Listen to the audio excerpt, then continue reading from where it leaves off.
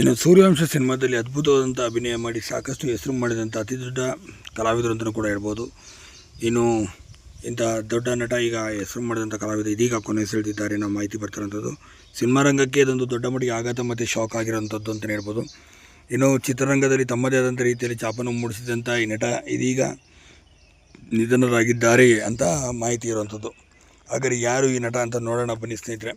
ಇನ್ನು ಸ್ನೇಹಲೋಕ ಇರ್ಬೋದು, ಗ್ರಾಮದೇವತೆ, ನಾಗದೇವತೆ ಹೀಗೆ ಸಾಕಷ್ಟು ಸಿನಿಮಾಗಳಲ್ಲಿ ಕೂಡ ಅಭಿನಯಿಸಿ ವಿಲನ್ ಆಗಿ ಕಾಮಿಡಿ ನಟನಾಗಿ ಅಭಿನಯಿಸಿದಂಥ ಮೈಕಲ್ ಮಧು ಅವರು ಇದೀಗ ಕೊನೆಯುಸಿರೆಳೆದಿರುವಂಥದ್ದು.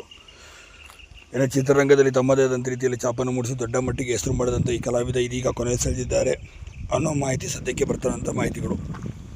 ಇನ್ನು ಇವರ ಬಾಡಿ ಲ್ಯಾಂಗ್ವೇಜಿಂದ ಆಗಿರ್ಬೋದು, ಇನ್ನು ಸೂರ್ಯವಂಶದಲ್ಲಿ ಭಿಕ್ಷುಕನ ಪಾತ್ರದಲ್ಲಿ ತುಂಬ ಅವರಿಗೆ ದೊಡ್ಡ ಮಟ್ಟಿಗೆ ಹೆಸರು ಕೂಡ ತಂದು ಕೊಟ್ಟಿದ್ದು. ಇವತ್ತಿಗೂ ಕೂಡ ಟ್ರೋಲ್ ಪೇಜ್ಗಳಲ್ಲಿ ಇವರದ ಭಿಕ್ಷುಕನ ಪಾತ್ರ ಟ್ರೋಲ್ಗಳನ್ನ ಹಾಕಿಕೊಂಡು ಮಾಡೋವಂಥದ್ದು ನೀವೆಲ್ಲ ನೋಡಿರ್ತೀರಿ.